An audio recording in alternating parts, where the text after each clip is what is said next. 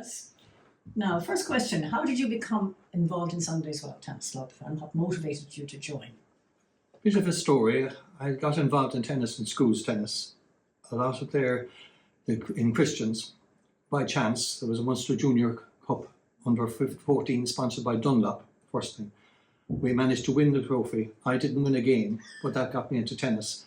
I then, because we used to practice up in Collins Barracks Tennis Club, I became a member there, and it was an extremely sociable, vibrant club. I started working in the Imperial on the South Mall in the late 60s, early 70s. And a lot of the business people who were here, they were trying to develop the club and bring in more junior members. And I think it was Jim O'Neill, if my recollection serves me right, got me to join, which I did in about 1977. It was a very dour club compared to what I had come from, because the social scene in Collins Barracks was extremely good, way ahead of a lot of other clubs in the province. And I came to here where you would be nervous even going into the bar, or even coming up to go to get a court. It was that type of club. It was a men's only club. So it happened, as I say, the Niall Coffey and Jim O'Neill, they were getting coaches. Greg Morris came along around that time as well, I think. And Mary Curran was involved, and juniors were suddenly getting a say in the club. And also, we had 3 grass courts, and basically there was a few hard courts, but the club was May to September. Nothing much happened after September, so we had no tennis at all during the winter time. Tom Murray, who was chairman at the time, in about 1984, I was captain in 1984. He said that squash had boomed in the late 70s and was extremely vibrant in the club. It was actually more so than tennis. So they were chipping away at the squash court, but were getting the juniors in. They wanted it. The courts weren't being used an awful lot because with weather, they were high maintenance, and the membership wasn't great other than the squash membership. The tennis membership was pretty poor. So they decided they wanted to go looking at courts abroad, and they came up with going to the John Lloyd Centre in London in 1984. Do you remember? Yeah, 1984. There was 5 of us went, kind of a junket. We left Cork at 5 o'clock in the morning on a Friday morning, drove to Wexford, got on a ferry. There was Tom Murray, Greg O'Sullivan, Eamon Smith, Finbar Gavin, who was our financial guy, and myself, and I think that was it. Was that 5 days? 5. So we went up to Wexford, cross on the ferry. I think it was Holyhead we went to. We somehow managed to try to get to London. We had a booking for 6 o'clock in the John Lloyd Centre in London. I think we arrived around 5, half 5 in the evening. Found our way there. We went on the courts, and they had this indoor. It was indoor, and they had the type of surface, the all-weather type of surface that we could get for outdoors. So we played on that. Cliff Richard was on 2 courts beside us playing at the time. So that night we went on the town, as we would, and then we headed the following morning down to Bristol. And there was a club down there, I can't remember the name, but they had courts, and they had booked courts for us to play on their courts, which were very similar to what we were looking for. And we stayed there in the afternoon and then drove on down to Cardiff, where Richard Stott, who was Jim Stott's, who was a secretary manager in the club, you may remember him, his son was over there. I think he was a doctor, if my memory serves me right, but they had the same type of course again in Cardiff, and we'd arranged to play there on the Sunday morning. So we had 3 games with him. We came back to Cork that night, Sunday night, having done all that sort of junket. There was an EGM called by the members to report on our journey, and it was held. It was 40, 50 people, I think, turned up, from my recollection. We had, look at modern technology now, we had a flip chart. And we were so nervous that we wouldn't get any of the courts. We were very conservative, and we said we'd only look for one court and the cost of one court and nights. And somebody piped up at the meeting, how much would 3 courts cost to replace the 3 grass courts? And of course we hadn't done our homework. So we had to go away and work on that, and we did. And we came back and we put it before the committee, and they went with it. And the courts were then opened, I think about late 85, 86.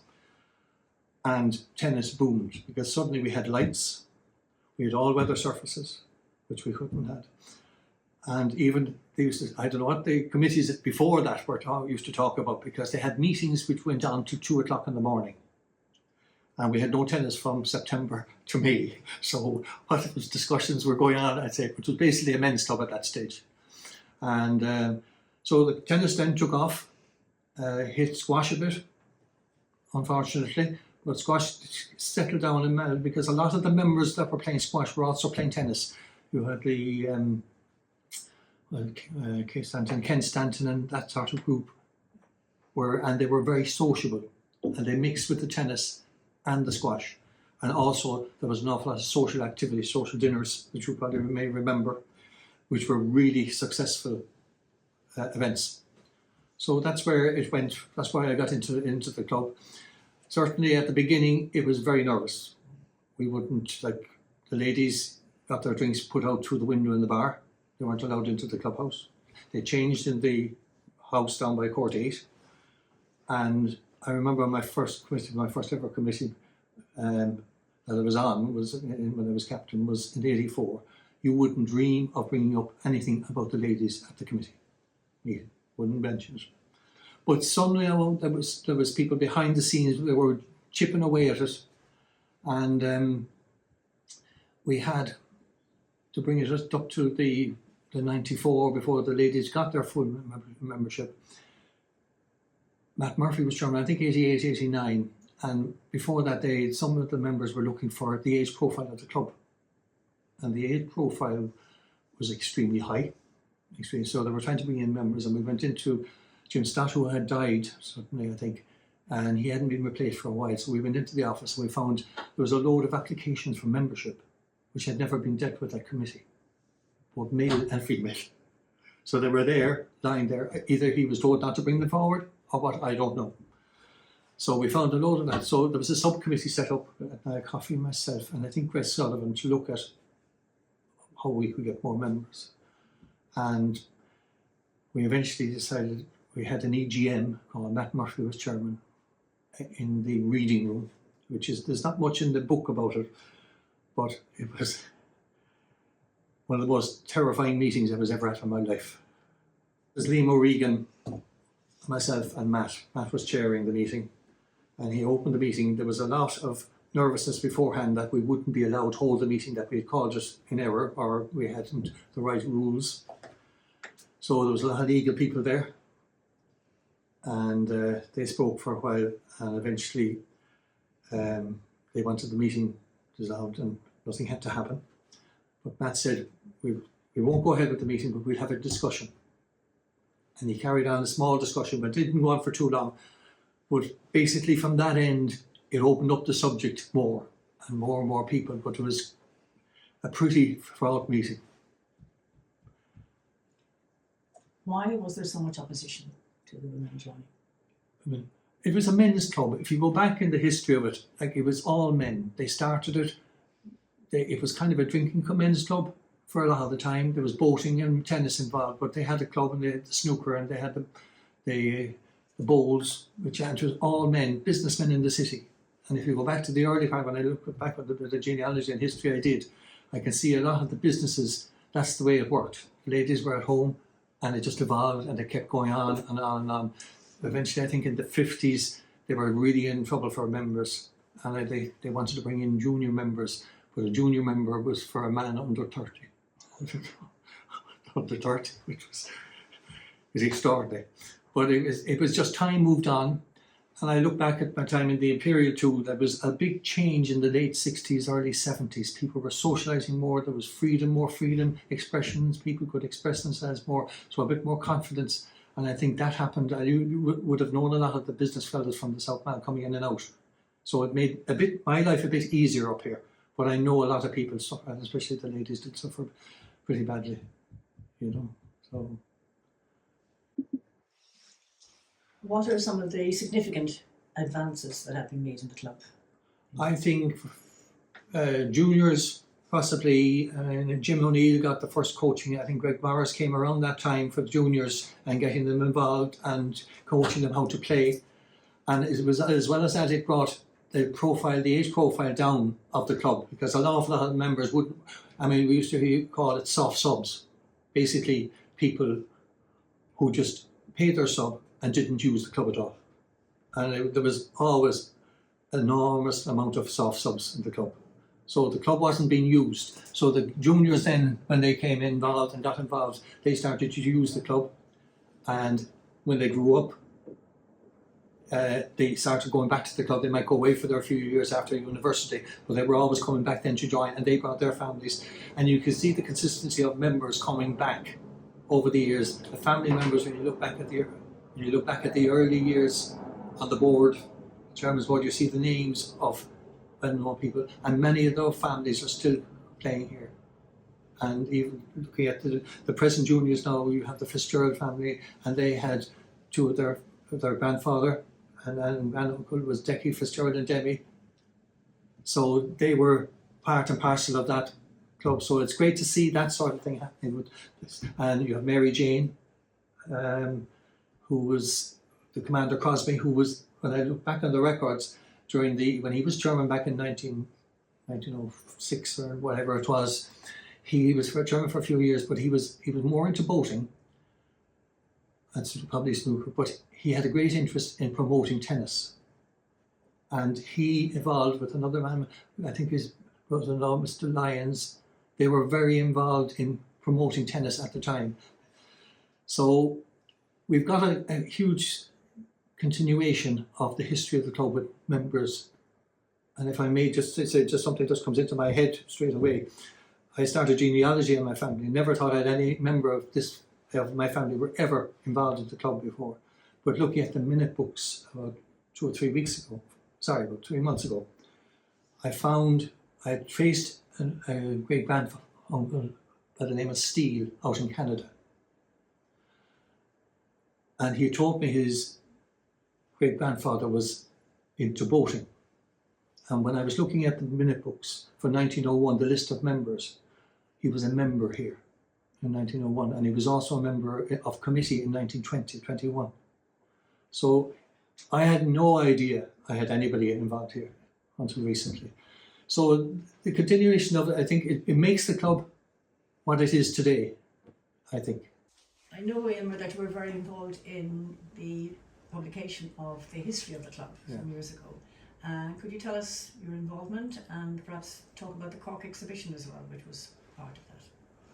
Well, it was. I mean, the Cork exhibition to me is the most amazing thing I've ever seen in the city. I can't understand when you say to people they don't know about it, they don't even know about it. There was nearly 2 million people came to visit that. And our grounds were taken over by the exhibition committee for that. And they agreed to have a building that when the committee, they took over a clubhouse, when the clubhouse, that wasn't the present one, but when the clubhouse was, when they were finished with the exhibition, they would rebuild another clubhouse, or give it back. But what they gave back wasn't what we wanted. And we took them to court, and we won a court case in Dublin, and they had to redo and rebuild a clubhouse for us. So that's back in 1905. But the exhibition always, I remember when Matt was chairman, 88, 89, and we were looking up records. We were looking at actually going back, when I think we were going back to the age profile and looking up on the records of things up and the minute books were up in the storeroom upstairs. And I couldn't get over how all this information was up there and nobody had put it down in writing. So I said it to Matt. He said, I tried on numerous occasions, he said, to try and get people to come with me and do it. And I said, well, sure, I'll give you a hand. And that's how it evolved. Pure chance. We went into the unknown. We had to get Maura Mulcahy, there was Matt, there was Gordon, there was Declan Healy, to read the minute books, because a lot of them we couldn't actually make out what was written down in them. And they were involved in UCC and teaching, so we reckoned they would be, so that's how it evolved. And then we were suddenly on this junket to get this book out. And we had a lot of our members came and companies gave us sponsorship for it. We did a lot of research. Matt did an awful lot of work on the photographs. We tried to do a lot of work ourselves because we weren't sure whether we'd have enough money to bring it to fruition. But as it turned out, we did. It was due to be launched. We were waiting for the printers to come back to us with saying that the book was ready. This is about 2008.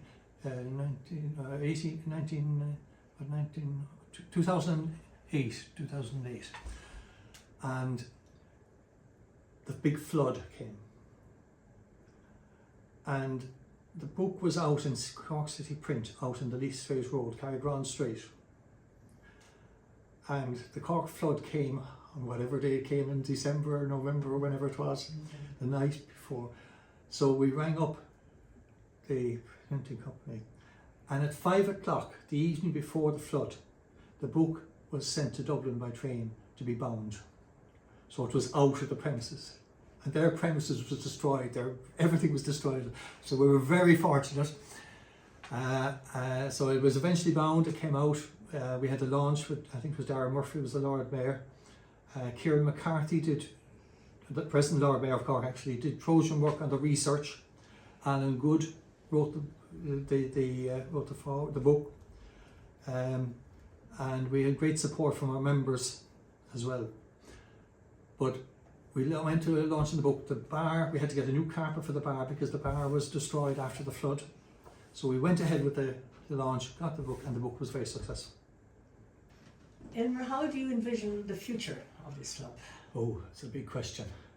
Looking back on the history, there's so many changes. There's peaks and troughs all the way along. No matter how good things were, the little troughs comes down and the peaks go up again. It has, to me, it is now a club where there's a great social interaction between members, both male, female, juniors, everything. And that's the sort of thing I would like to keep going because it involves everybody. If you go back to one or the other, then you're kind of going back to where you started from. But you have a beautiful facility. You have a lovely clubhouse, fantastic clubhouse. Now, in fairness to them, over the last 10, 15 years, the amount of work that has gone into producing what we have now is really good. You'll be very proud of the place.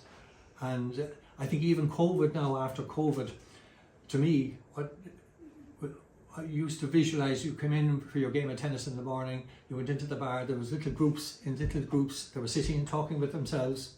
When COVID came, under the little veranda outside, you had tables had to be put, there was heaters put out there. So then people started going out there, and now you have the interaction between members that probably never spoke to each other when they went into the bar, and it broadens everybody's club. What's the word I'm looking for? It makes the club a much better place, a happier place, where people are comfortable coming into their club. And that's the most important thing to me to have, is that you're comfortable. You have your ups and downs, but you just, I mean, we've had very good committees now over the last 15, 20 years and more, and going back, there was many good committees back. But the times have changed, and it will change. We hadn't probably, it's hard to know, you were probably a member for life when you came in at the start, if you lasted there. That has changed now.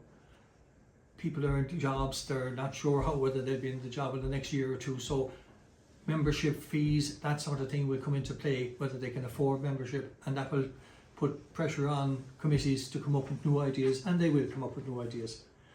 The other thing about going back at the indoor courts, we have actually a letter that the club wrote in 1908, I think, where the club wrote about indoor courts, and they wrote to, I think, Robert Day and Company. I think they were a company in the city. I remember days when I was growing up, inquiring about the cost of putting an indoor court in Sunday's Well in 1908.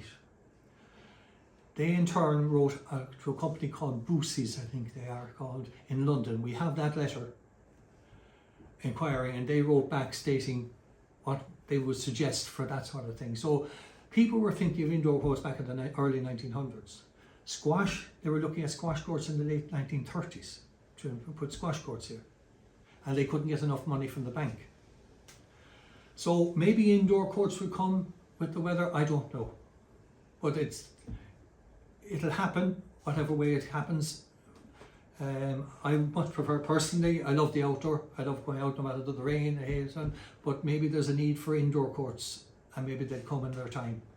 But it hasn't been, won't be the first time it has been brought up in club committee meetings.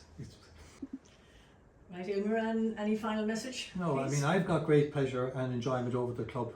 I never had a plan to get involved in committees or anything like that, but I've made so many new friends, people that I can come into the club, and even when I get to the age I'm going to get to, or hopefully I'll get there, that I can go up to the bar and somebody would say hello. And that's all you want in the club, that you'll meet people, they chat, and get involved in committees, get involved in teams, even if it's only for a year or so when you're a junior, because I know it's so difficult when families are rearing their children and they're running here, running there, but at the same time, the years they're involved, get involved with them, get involved in the junior committee for a few months or even one or two projects during a year, because it broadens your fan base in the club, and you get to know more and more people, and that's really what clubs are about. Do we say good morning? Yeah, do all that kind of thing. Good morning. Good morning, Kelly. Good morning, Aylmer, and thank you for coming to join us. Don't know whether that's good or not. Rubbish.